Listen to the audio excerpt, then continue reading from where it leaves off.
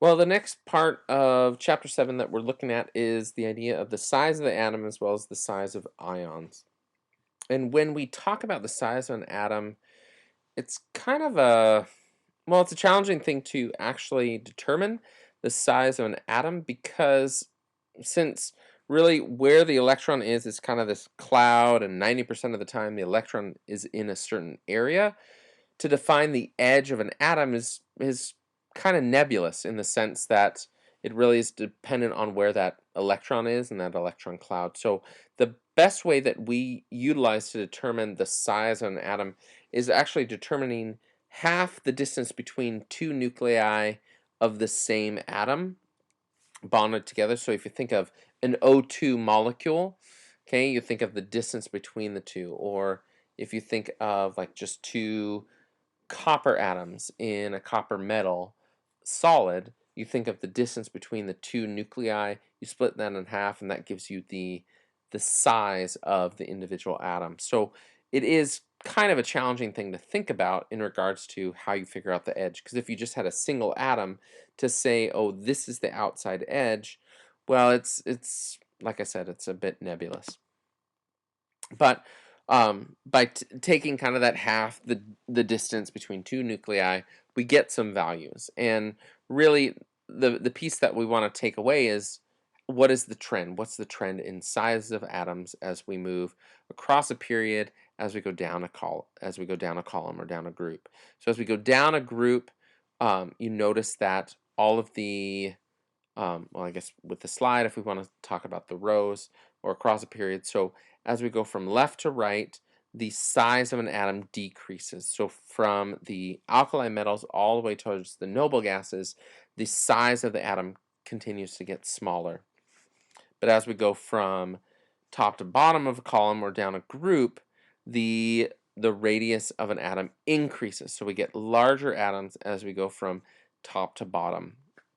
And if you think about that, as we go down a column, okay, so we go from like energy level 1 down to energy level 2, 3, 4, 5, you are increasing total full shells, like full shells of electrons as you go down a group.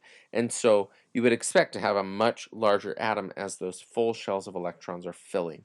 But as we go from left to right, we're adding more electrons, but we're also adding more protons, and those additional protons are pulling in the electrons that much tighter. And so as we go from left to right, even though the atom is getting larger by mass, by size, by physical size, the atom is getting smaller because more protons with less shielding draws those electrons in tighter and tighter.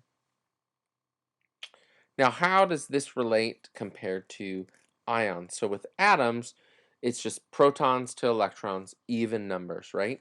But with ions, the charge is not even. So when you think of like a lithium ion or a beryllium ion or a boron ion, they lose electrons. Well, the minute they lose electrons, the size of the atom is going to get significantly smaller because you still have that same number of protons in the nucleus, but the electrons are being sucked in that much tighter. There's fewer electrons to kind of fill the outer edges.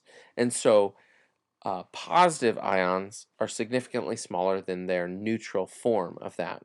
And then the opposite is true for negative ions. So negative ions, since they gain electrons, the size of the atom is larger than the neutral form of that. So if you think of fluorine there, you see that fluorine is larger than or the fluorine ion, fluoride ion, is larger than the fluorine atom.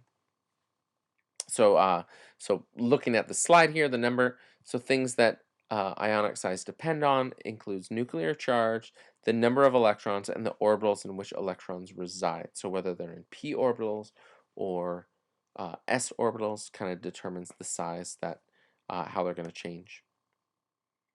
Now, for cations, the smaller the parent atom, or cations are smaller than their parent atoms because as you lose electrons, you're going to have a smaller shell. And that's really just, you're kind of removing electrons out of the outer shell so that you're just getting to that inner core of electrons, and thus a significantly smaller atom. And then for anions, they are all significantly larger because the electrons are added to this shell, causing the shell to get much larger because you already have some on the inner core. So ions increase in size as you go down a column. So as we go down a column, they're going to increase in size just because you have, you're going to a whole nother energy level that has a whole bunch of electrons in it. So they're going to continue to get larger in that process. Now, when we talk about the sizes of ions, especially with ions, we're talking usually about this relationship as far as isoelectronic series. So, and what an isoelectronic series is, it's basically a grouping of ions or of atoms that have lost electrons or gained electrons to all have the same number of electrons present.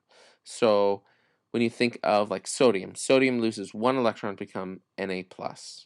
Magnesium loses 2 electrons to become 2+. But so sodium and magnesium have lost enough electrons to have a total of 10 electrons. But then oxygen gains 2 electrons, typically. Fluorine gains 1 electron, and those two also have 10 electrons. Same thing for aluminum, loses 3 to have 10 electrons. So they all have the same number of electrons through the process.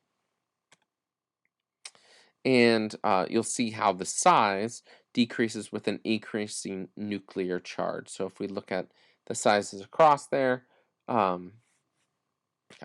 Anyway. All right, so that's it, and we'll talk about ionization energy tomorrow.